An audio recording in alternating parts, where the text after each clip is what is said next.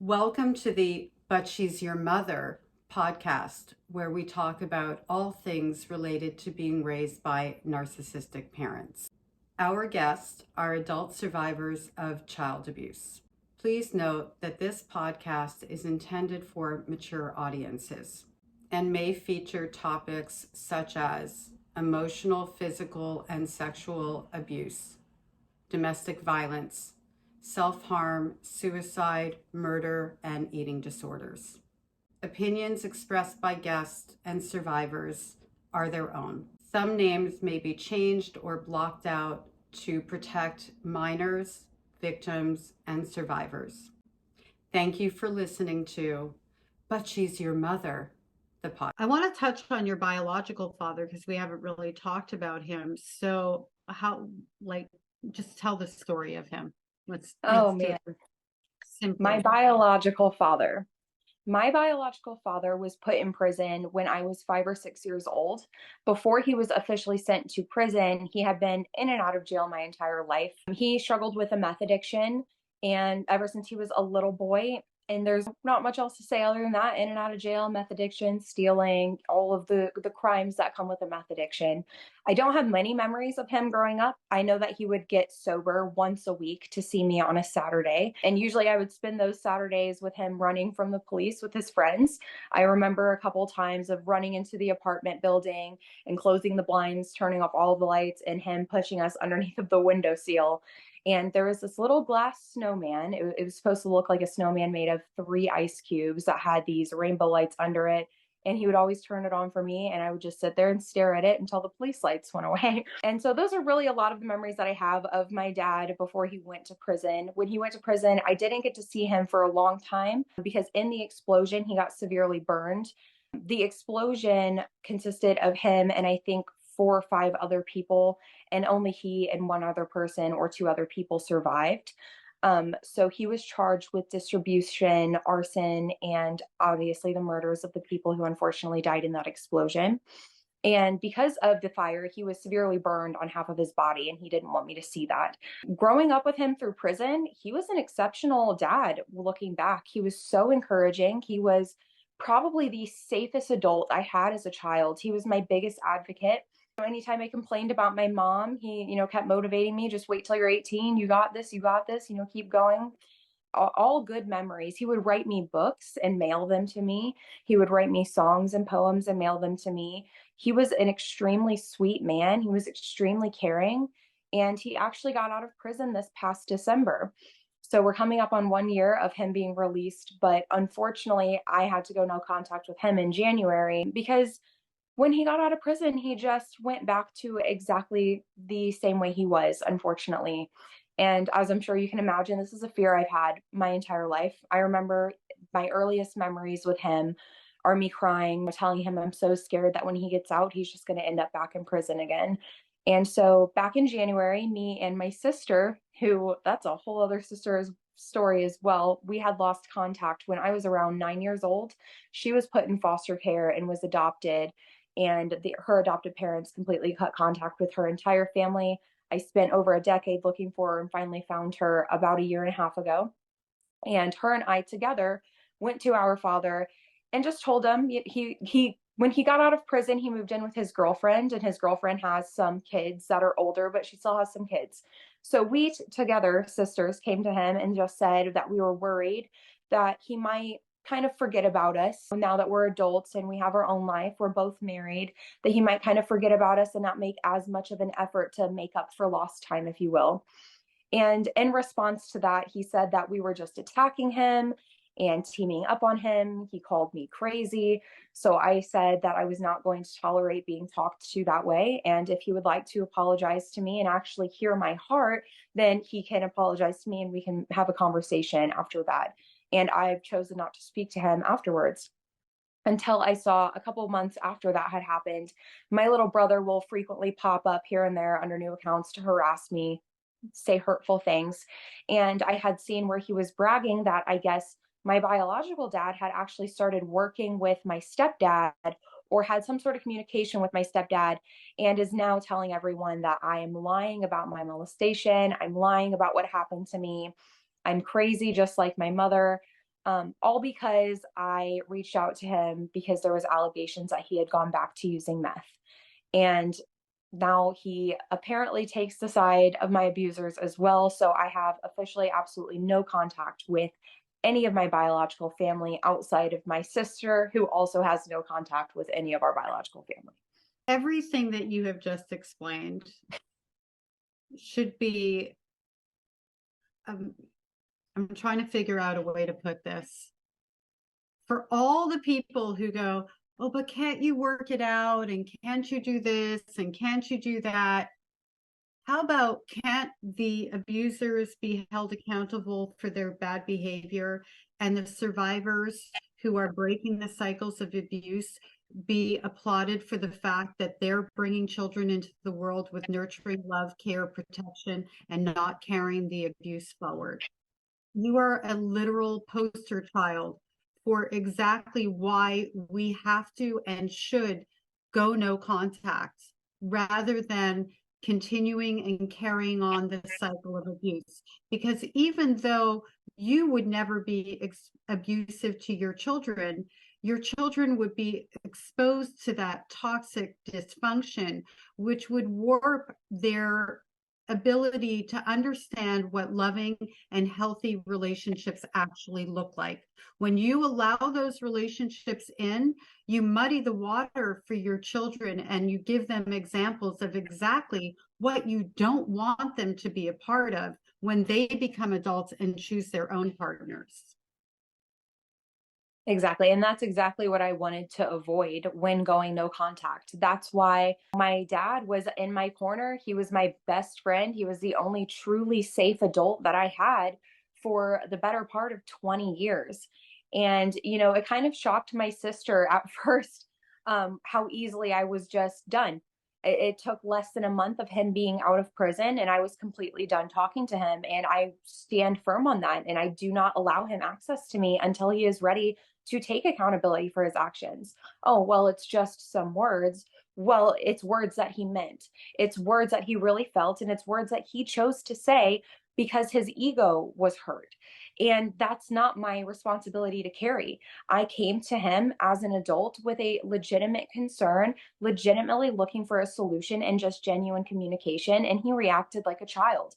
I am not his parent, and I do not have to hold space for that. So I have absolutely no problem breaking those contacts. And I hope that my children carry on that same pattern with anybody that's in their life. Isn't it interesting what a safe adult he was for you when he was behind bars?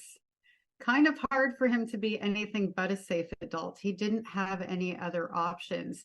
When it came time and he had the options to actually be a safe person in your life, that's not really who he is. Yes, it was extremely shocking for me. It was like, I have memories of him before prison, but most of those memories are doing activities, mainly running from police officers. But it was fun nonetheless for me at the time. I got my snowman. I got to play a guitar or watch a movie, or I got a special treat. It was fun time for me. And so there was no bad memories of him because those were all good feelings for me. And then he's in prison, and it's again all good memories. And my mother, even, this is an area where I do applaud her. She never painted my dad as a bad man. She always kept her opinion of him completely to herself. She never ever wanted to intervene in how I perceived him. She wanted our relationship to be completely organic. So she had absolutely nothing to do with our relationship, did not comment on anything, and would just answer objective questions as she can, like, why did dad go to prison? And so it was like, where did my dad go?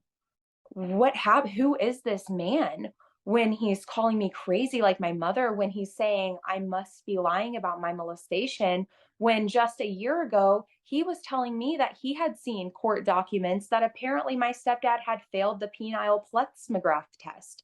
So how are you going to call me a liar after you yourself said you saw documents that allegedly prove that he at least gets an erection when he sees underage children? It was just so shocking to me. And I felt that level of betrayal that I felt with my mother, because once again, then my most vulnerable part of my story, my innocence being taken away from me by the man that I was supposed to trust most in the world, is being used as a weapon against me when I simply bidded for connection.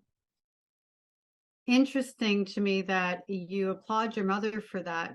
Let's not lose sight of the fact that she knew that you were placed in dangerous situations and allowed that.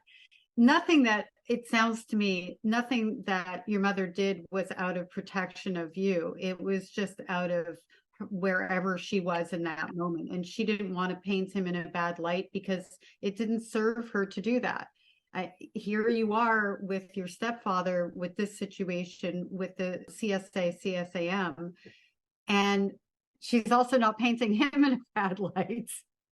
You can see how still in denial I am. It's Yeah. like every day. And I think TikTok has been so therapeutic for that, because I will say things like that. And then people will comment and be like, girl, that's not okay. And I'm like, actually, you're right. Thank you. I I, understand that. So I can now open up that door to another level of healing. And it's like every day I'm realizing more and more. I literally do the same thing, so I completely understand what you're saying. And it's amazing because the more that we speak about it, as much as it helps other people, it really does change our lens. It gives us clarity. And there's videos I can look back on now going, did I really entertain that I would ever have a relationship with my brother again, who is betraying me right, left, and center? Yeah, I did that. Or I would say my arms broke because my mother dropped me out of a two-story window. Not my mother tried to unalive me, and the result was she broke my arms. So, and people pointed out, do you realize your mother was not anticipating you walking away? Light bulb moment. We minimize the abuse because our brains have to cope somehow. Our bodies, our souls, our hearts can only take so much breakage. So I think it's a way that we allow our hearts to break a little bit at a time, because there's no way we can survive if it's completely shattered in one moment. And so it's even the favorite aunt, when we lose the favorite aunt, because there's not a lot of family members that you do have, we have to mourn that completely separately in a slower way, because it's just overwhelming. Yeah, that's the exact word for it, is overwhelming. It's so many negative emotions. It almost feels like every single negative emotion that you can imagine just completely at once at its fullest. And it leaves you almost completely void of any feeling at all, because you can't even pinpoint one. It's just all bad. Yeah. And it's so important to hold that space for ourselves, to let ourselves process whatever emotions we can. And it's not being stuck in victim, and it's not being stuck feeling sorry for ourselves. Actually, we have a right to feel sorry for ourselves. We didn't have a childhood. We experienced not just the loss of that, but even the loss of what our future should look like in terms of having loving parents, never even having had it, having those grandparents for our own children. There's a lot to feel sorry for ourselves over, and that's okay to do that. As long as we're not allowing it to stop our lives, we need to give ourselves the space to feel those things, because if we don't, they come back and haunt us in other ways, in different ways. And too often, other people's discomfort with where we are in our trauma and our healing gives us a sense of that pressure of, okay, yeah, I'm just going to pull myself out of this funk right now and fake it until I make it. And their discomfort is twofold. If they care about us, it's because they want us to feel better and they need us to feel better. If they are uncomfortable with their own trauma, it's because they can't handle witnessing somebody else process theirs. In no case is it meant maliciously, but us as survivors, victim survivors, have to remember that we cannot allow other people's journeys to impact where we are. We need to honor our own journey individually.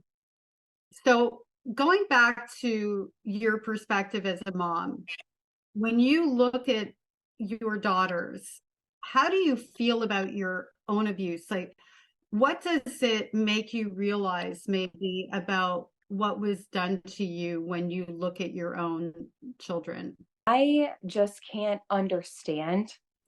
I think that I've not really processed a lot of my sexual abuse when I look at my own daughters, just because it is so far out of my mind to ever even imagine how they could justify that.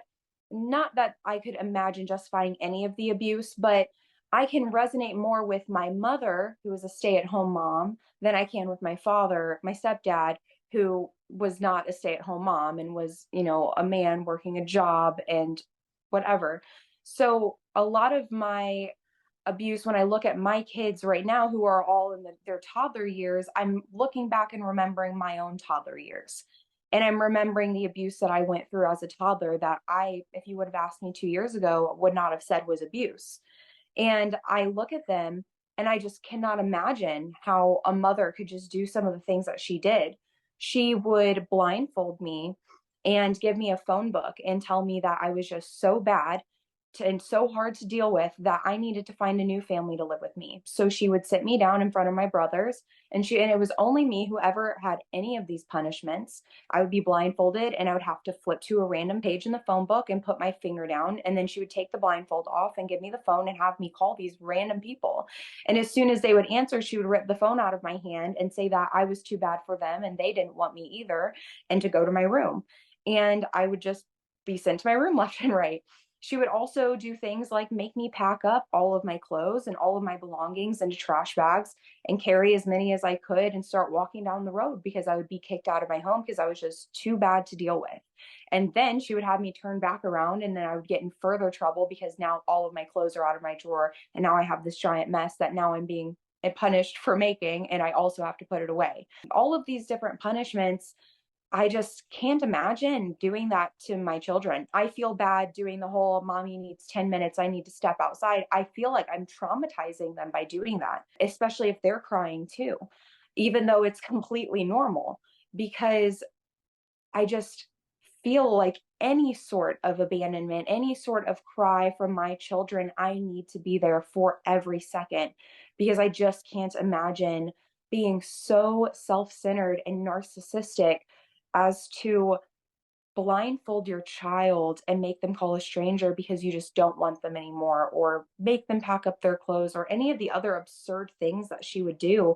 I just can't wrap my mind around it. And my heart breaks so much for my child's self, not in a self pity way, but like in a truly objective way. Like when I look at those pictures of me as a toddler, I just look at a toddler that thinks that she is being loved in the fullest capacity, but she's not, and she just doesn't even know that.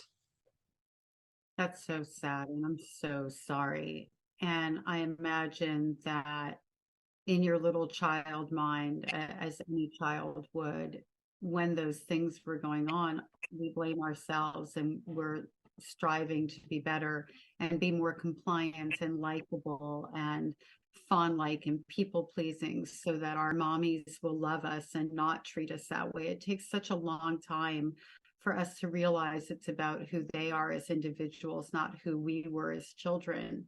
And for me personally, when I had my children, especially my daughters, that was my light bulb. It sounds like yours as well, where you look and go, how could anybody do that to a little child? Any of those things. And so we also have to be careful not to overcompensate and recognize that where we came from is not where our children are coming from. So the feelings that we would have about those feelings of abandonment, for example, they don't have to have those feelings because you have already built a nurturing bond with them where they know that you're there and mommy's legitimately taking her own time out. And it's hard to do that because we're recovering, like you said, you're growing up your little toddler right along with mothering your toddlers. I did the same thing. So I 100%, 100,000 bajillion percent, like I get it, that we're literally growing up and developing beside them. And it's beautiful, but it's also very scary and difficult because we have a roadmap we can't utilize at all, and we have to parent ourselves for the first time. This is not reparenting. This is actually parenting ourselves for the very first time. So through all of this, and I get how you've struggled. Tell me how you've thrived. I get how you thrived too, but I want people out there who are listening and watching to hear how you've thrived. I didn't really start, I would say I didn't really start thriving until this year. And that was really when I started deconstructing from Christianity. And I'm not saying that you can't be a Christian and thrive. I'm deconstructing. I'm not sure still where I'll land. I may end up being a Christian, maybe an atheist, who knows? But it started when I personally started deconstructing from the super fundamentalist Baptist churches. And I really just gave myself space to feel everything. I gave myself space to open the door for my childhood trauma because, as I mentioned earlier, the church advertises Jesus will heal, Jesus will fix all of these things. And when my problems weren't going away, when that depression wasn't going away, when that suicidality wasn't going away and those urges for self-harm wasn't going away, when I would feel completely empty and alone and be begging God just to let me feel his presence so I just wouldn't feel so lonely and it wouldn't happen for years and years and years, I finally said, there has to be a bigger solution to this. Surely therapy is not demonic like everyone is saying it is. Because I had tried EMDR when I was in foster care. I had done counseling when I was in foster care, and I knew that it was getting me somewhere. So that's when I decided to just go back to what I was taught as a kid. I couldn't afford EMDR or any formal therapy at our time right now, how things are in the world. So I started with journaling and I just started giving myself space to be able to heal and to be able to feel those things. And it was it took me to an extremely dark place, but it was a dark place that was so beautiful. It was like I was able to get to a point where I was talking to each version of myself that felt the loneliest. And I was able to finally give her space to say what she wanted to say and explain how she felt and tell the story through her lens, not what her mother said the story was. And I did this through typing. I just started, because I type way faster than I write with my hand. And I would just turn on some bilateral stimulating music on noise canceling headphones. I would sometimes put a blindfold on, or I would just close my eyes and just type. It would be almost like I would go into this like automative trance and I would just start typing whatever it was that I was feeling. A memory would come up in my head of an instance that happened, and I would just start typing about it and it wouldn't go anywhere for a while. And then eventually it almost felt like I was having a therapy session, but with my younger self. And it was starting to reveal a lot of things for me. It was giving me all of the clarity that I was missing. It was filling in those gaps for me. It was making these memories come back that were extremely hard, but I was able to then process them. And I started doing things like DBT work, learning DBT skills to start curbing my self harm issues and to start curbing my rage issues and to start being able to allow me to work through difficult emotions in my marriage, because my marriage was spiraling because my husband was married to a full grown toddler who had no idea how to handle difficult, large emotions. And letting myself have that space to go to that dark place so that I could find those skills was exactly what I needed. It allowed me to find my voice. It allowed me to thrive. I'm no longer scared of my parents, because why should I be scared of people who are only able to target and victimize children? They're scared of me. And when I realized that was when I really realized that I had all of the power, because what I'm saying is true and we all know it. And that's why they're doing what they're doing. That's amazing that you also figured out a way to therapize yourself and support yourself and work through it. I don't even have words for it. It really is. It's truly amazing, because I know that there's a lot of people who would just throw their hands up in the air and say, well, this is where I am and these are my circumstances. And it's just a testament and should give hope, I hope, to people out there that no matter where you are, you can find a way out of it. It doesn't mean that it's easy. It does mean that it's very worth it.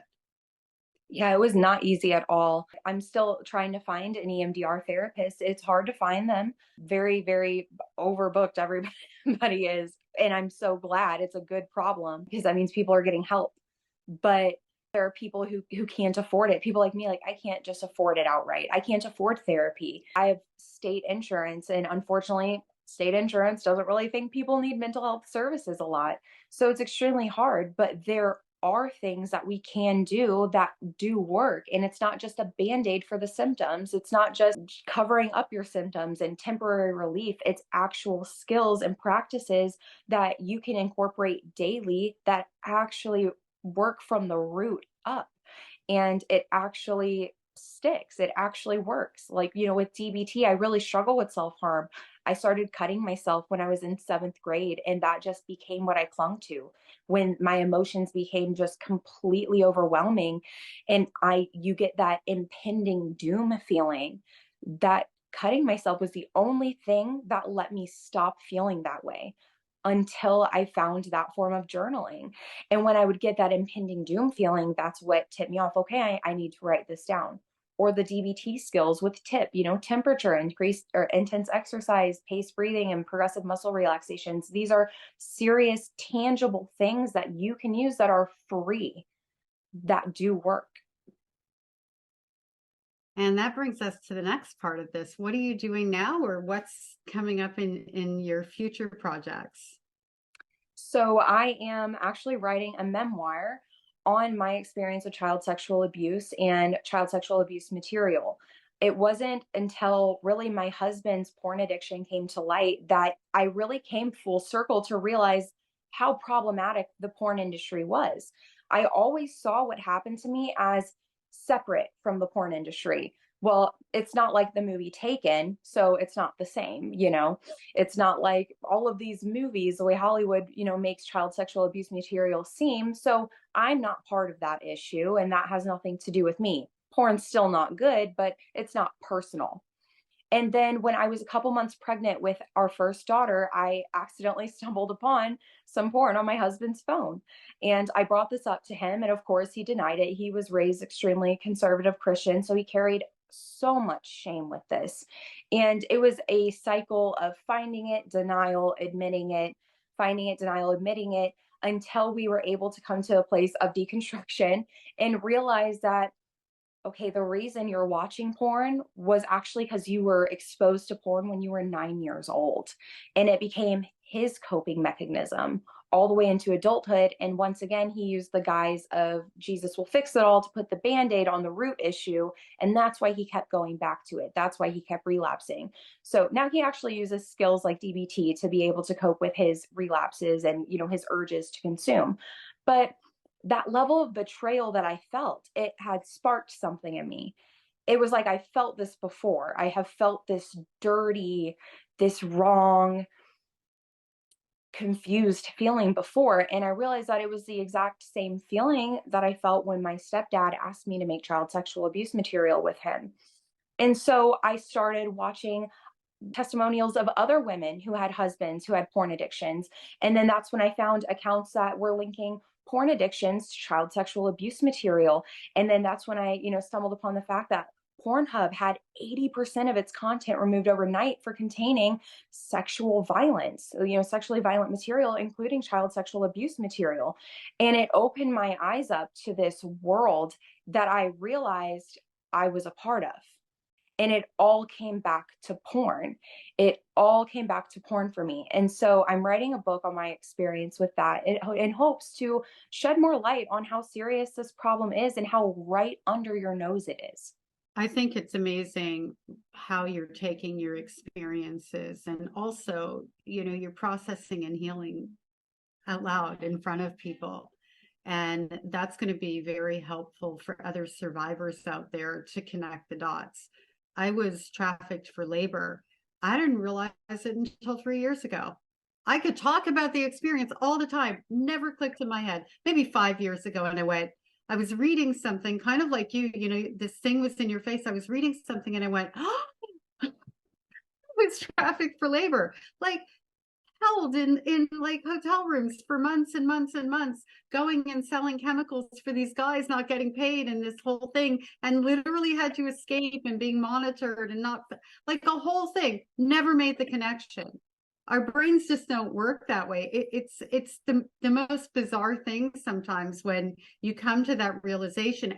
It's the talking about it, it's the processing of it. And that's why it is obviously helpful to be in therapy, but if you don't have that option, it is also helpful to find other ways to give yourself that room to process the experiences that you've been through. And the more you do that, the more you process, the more you heal, the less you're triggered and impacted and participating in self-sabotaging behaviors. Exactly. It's that getting to the root of it all. And that's like really what I've learned, especially with the deconstructing from the kind of Christianity that I was brought into, is this kind of Christianity was so we don't talk about uncomfortable things. You know, you give it to God. If you have a prayer request that's a little bit too out there, we call that unspoken prayer requests. You know, we don't want to make other people uncomfortable. I even remember having a conversation with my in-laws because I have felt so ostracized an outcast, and I just always felt like I never fit in. I've always felt like I couldn't contribute to conversation because, well, they all grew up in their, you know, white picket fence, perfect little American families on the outside, and they didn't have the struggles that I had. They weren't running away from a foster home at 16 wondering, am I going to be living on the streets, or is my friend's parents going to let me crash here? They weren't wondering if their stepfather was going to force them to make child sexual abuse material with them. They weren't wondering if their mother was going to make them move in with some random strangers. They were playing with Legos. They were playing with Barbies, and they were learning how to drive. They were learning about physics and history and all of this, and they could retain things. They were listening to the newest boy band. I was not doing any of that. I actually find it funny as an adult now. I have my peers that are the same age as me now talking about how, oh, do you remember when like 5 Seconds of Summer was a huge band? And I'm like, no, because I was going through so much trauma in foster care. I didn't even know. I'm just now learning who 5 Seconds of Summer is. And now I'm remembering how my friends talked about them, but I didn't know who they were because I didn't have time for that. And so I felt so ostracized and distant. And I remember I opened the door up for this conversation with the entire family, and I didn't really understand yet still exactly my childhood because this was just at the start of our deconstructing. And I remember something my brother-in-law said at this conversation when I'm just bidding for connection. I'm just bidding for understanding. I'm just wanting them to take interest in what happened to me, to get to know Danielle, to get to know what triggers you so I don't trigger you, so you can feel the most safe and comfortable in my house. This is what I'm bidding for. And I will never forget when my brother-in-law, he just said, yeah, but what he was a police officer. And he said, well, what if I just trauma dumped and talked about how I saw this traumatic thing all the time or that traumatic thing after work? Nobody wants to hear those things. And it just hit me. And it was kind of like, nobody does want to hear these things. And that's the problem. Yeah, that is the problem.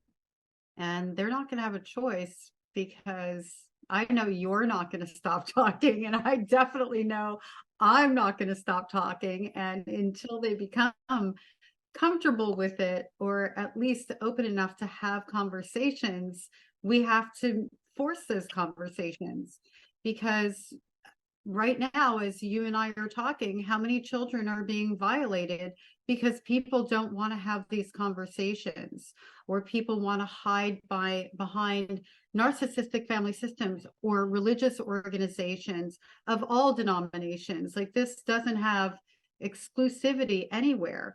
And the children who grow up in wealthy homes, or the children who grow up in poor homes, there is no economics tied to this. It's everywhere.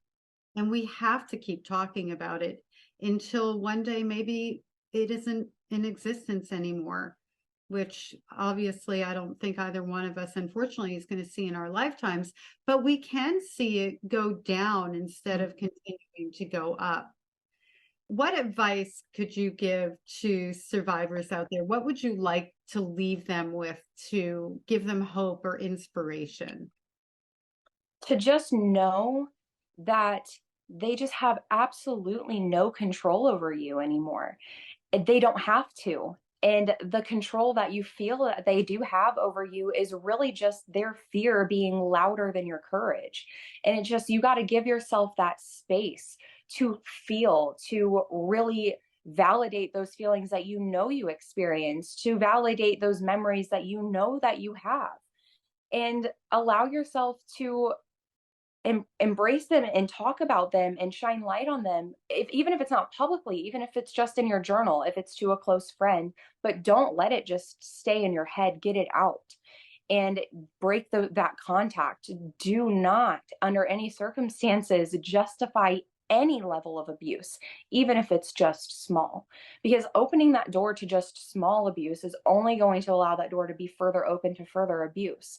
And you deserve peace, you deserve love, and you deserve to give yourself the space that you need to be able to heal, despite when anybody says, even if that leaves you completely alone in your own world. There are so many of us out here, and there's so many other stories that you can listen to and people you can reach out to that are going to walk by you in this journey. But break those contacts and do not just keep those thoughts in your head. Thank you so much for being on But She's Your Mother, the podcast. I really appreciate you taking your time with us today. Thank you so much for having me. It's been so refreshing to talk to another survivor like this.